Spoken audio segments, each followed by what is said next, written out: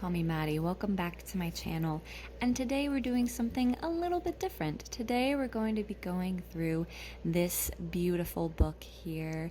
This is an Archer and Olive bullet journal. This is one of their Neapolitan bullet journals. And I absolutely love this journal. First and foremost, I have to get that out of the way first. And this journal is one that has been specifically tailored to a specific story. First, I want to talk a little bit about the cover because I think the cover is just so gorgeous. It's this really beautiful silver snake, and I think it's very fitting for the story that lies within. And there's a lot of references to snakes throughout these stories, so let's go ahead and take a little peek inside and see what we've got.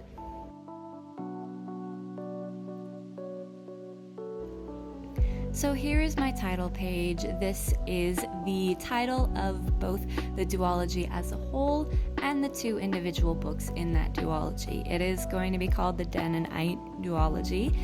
And this name I found, I don't even remember how I came up with it, but I just absolutely loved it. And as you can see, it's a big boy. There's going to be a lot of different features in this journal, so I'm really excited to show y'all. So first, I have broken this into sections, and this is my world building section. So I have things, the basics, a history of the world, a history of kingdoms in the world, and other facts that I just feel are important to know when you are creating a fantasy world. Now, this story is going to be a low fantasy, which means there is no magic, and a lot of it I'm actually going to try and base off of realistic things. And then I just really love this page. I love the weapons and war page. I think it's so cool. And my next section, my first craft paper section, is for my character profiles. So I have my main and supporting character list, just a quick overview to see who's who. And this is what those different profiles look like. I have their names of the characters up top, and then I have their basic informations, where they're from, what they like, what they do, who they are as a person, who their family is, their friends, significant others if they have one. Anything and everything you need to know about a character will be right here. And all of the character profiles are the same formula. So then we get to the first black page section, which I've turned into the scrapbook section. And this is for book 1, Among Snakes and Shields. And I love how this cover turned out. I could stare at it all day. It's a bit of a mess, but that's okay. And here is one of my first spreads. I'm only going to show just a couple spreads, I think, from each book, just so that I don't give away too many spoilers, because a lot of these spreads are based off of specific scenes and moments that I have in my mind. But this is one of our main areas. This is for the Kingdom of Artea, which is where our lead character is from.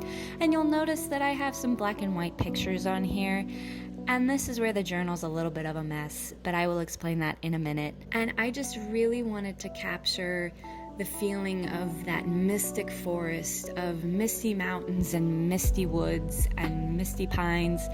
And there is a bit of a dark theme in this journal. And the reason why is because I just feel that it is very fitting for the story to have sort of these dark elements, because there is something brewing. Now here is where I said that there was a bit of a mix-up. So originally I had black and white thermal paper. I had a very nice printer, and that printer ended up breaking after 2 days. So my husband, my wonderful husband, went out and he bought me a fresh new printer since the thermal printer stopped working. And now my pictures are in color, and they are glossy and gorgeous, and I love them. So this is the next white page section. This is for my plotting. And this is a duology map that I found online, and I'll put a link in the description below. And it's just something of nice little visual to have while I'm working through it, so I can go back and reference this if I ever feel like I get lost. And it breaks it down in a way that's easier to understand for something a little less straightforward than a trilogy. And then of course we have our Act 1 section, our Act 2, and our Act 3, and that's just where all those bullet notes will go. Here is my chapter tracker, and this one is a little bit of a different layout.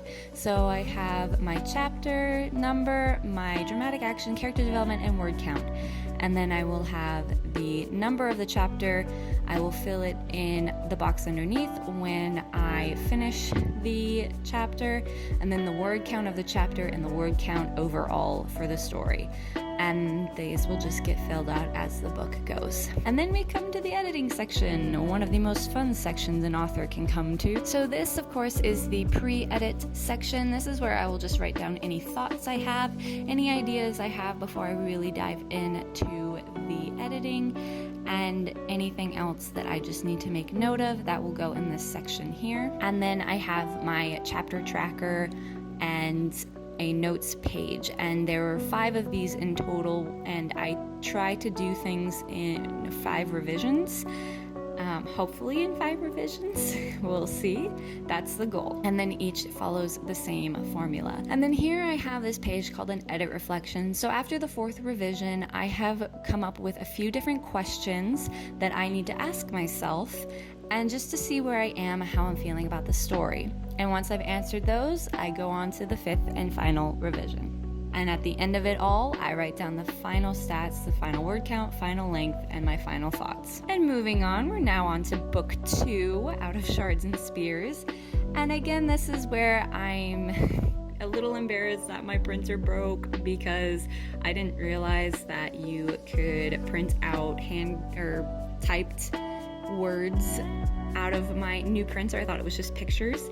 I didn't discover that till later. So like I said, this journal's a little bit of a mess, but it's my mess, so I'll take it. This is one of my favorite pages. It's just so gorgeous and so beautiful, and it's a nice little light at the end of the tunnel to look at. And then of course my The End page, because we're moving on to plotting book 2. And this is my book 1 recap. So this is where I'm just going to do a quick little review of where I left off in the story, and then where I left off with each character, where they are physically, emotionally, psychologically. And then of course we have our Act 1 section, our Act 2, and of course our Act 3. Gotta have all 3. And then the chapter tracker is the same formula. So chapter number, and then the action, character development, word count, the whole kit and caboodle. And then we come to the editing section for book 2, and it's very much the same as book 1. I've got my pre-edit section, and then the chapter tracker is very much the same, except this time I'm going for more of a blue theme. I'm honestly not sure where the blue came from. I guess I just thought blue would be a good one for this go around. And then again, the edit reflection, where I answer the different questions just to kind of check in with myself. And the final revision. Whee!